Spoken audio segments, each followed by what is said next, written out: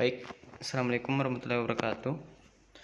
Perkenalkan, nama saya Muhammad Reza dengan NIM H0812211031 akan menjelaskan tentang analisis sempurna pasar kompetitif pada chapter 8. Untuk mengefisienkan waktu, langsung saya memulai materi. Materi yang pertama itu perilaku penawaran dari perusahaan kompetitif.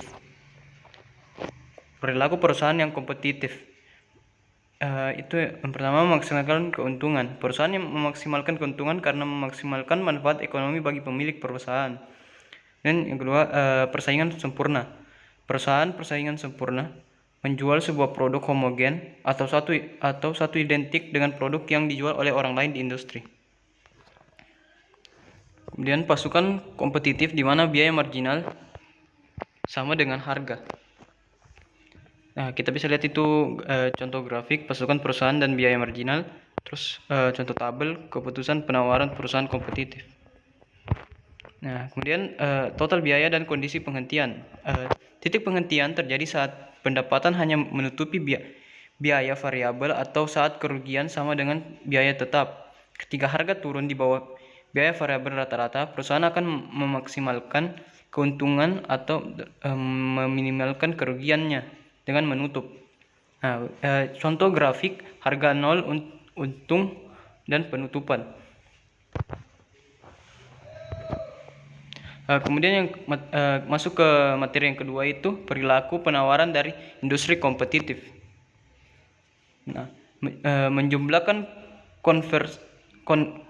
kurvestasi penawaran semua perusahaan untuk mendapatkan penawaran pasar. Nah, kita bisa lihat ini pada grafik yang A itu pasukan perusahaan A, kemudian B pasukan perusahaan B, kemudian yang C pasukan perusahaan C.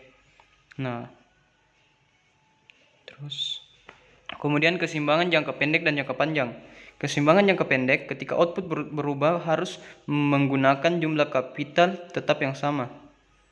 Kemudian keseimbangan jangka panjang, ketika modal dan semua faktor lainnya adalah variabel dan ada kebebasan masuk dan keluar perusahaan ke dalam dan dari industri. Kemudian contoh grafik itu equilibrium jangka pendek dan equilibrium jangka panjang. Nah, jangka panjang untuk industri kompetitif. Keseimbangan jangka panjang tanpa laba dalam industri kompetitif yang dihuni oleh perusahaan identik dengan masuk dan keluar bebas. Kondisi equilibrium jangka panjang adalah bahwa harga sama dengan biaya marginal sama dengan biaya rata-rata jangka panjang minimum untuk setiap perusahaan identik. Ya, ini kita lihat itu P sama dengan MC sama dengan AC jangka panjang minimum. Kemudian ke materi yang ketiga itu kasus khusus pasar kompetitif. Nah, ada aturan permintaan dan penawaran. Pada aturan permintaan, umumnya peningkatan permintaan suatu komoditas atau kurva penawaran tidak berubah akan menaikkan harga komoditas tersebut. Untuk sebagian besar komoditas, peningkatan permintaan juga akan meningkatkan kuantitas yang diminta. Penurunan permintaan akan memiliki efek sebaliknya. Kemudian aturan penawaran. Peningkatan penawaran suatu komoditas atau kurva permintaan konstan umumnya akan menurunkan harga dan meningkatkan jumlah yang dibeli dan dijual. Penurunan pasukan memiliki efek sebaliknya. Kemudian kita bisa lihat ini contoh grafik dari kasus biaya konstan, kasus peningkatan biaya, faktor-faktor dengan pasukan tetap dapatkan sewa, kemudian kurva penawaran membungkuk ke belakang. Nah, kemudian itu pergeseran pasokan. Pasokan yang meningkat akan berkurang paling banyak ketika permintaan tidak elastis. Pasokan yang meningkat akan meningkat setidaknya ketika permintaan tidak elastis. Kemudian yang materi keempat itu efisiensi dan ekuitas pasar kompetitif. Konsep efisiensi.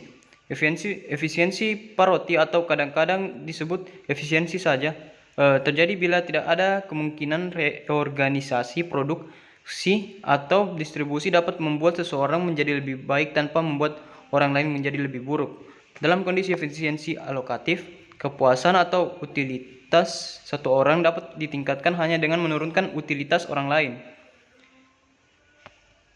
Nah, itu contoh grafiknya. Kemudian keseimbangan dengan banyak konsumen dan pasar. Pasar keseimbangan sempurna adalah alat untuk menyintesis.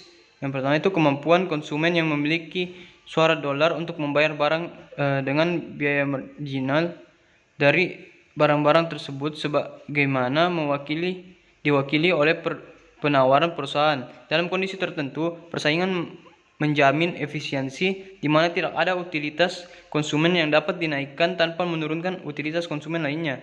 Ini berlaku di dunia dengan banyak faktor dan produk. Nah, di sini itu kita lihat itu untuk grafik tuntunan konsumen, keluaran industri, dan persediaan perusahaan. Kemudian biaya marginal sebagai tolak ukur efisiensi. Biaya marginal adalah konsep fundamental untuk efisiensi. Untuk setiap organisasi yang berorientasi pada tujuan efisiensi mensyaratkan bahwa biaya marginal untuk mencapai tujuan harus sama di setiap aktivitas. Di pasar, suatu industri akan memproduksi outputnya dengan biaya total minimum hanya jika masing-masing perusahaan memiliki MC yang sama dengan harga umum. Kemudian terdapat kegagalan pasar. Yang pertama itu persaingan tidak sempurna, yaitu konsep suatu perusahaan mampu menaikkan harga di atas biaya marginalnya. Kemudian yang kedua eksternalitas, yaitu beberapa efek samping dari produksi dan konsumsi tidak ada di harga pasar. Kemudian yang ketiga itu informasi yang tidak sempurna, yaitu teori tangan tak terlihat tidak berfungsi di pasar tersebut. Ya, mungkin itu sekian presentasi mengenai chapter 8 dari saya. Assalamualaikum warahmatullahi wabarakatuh.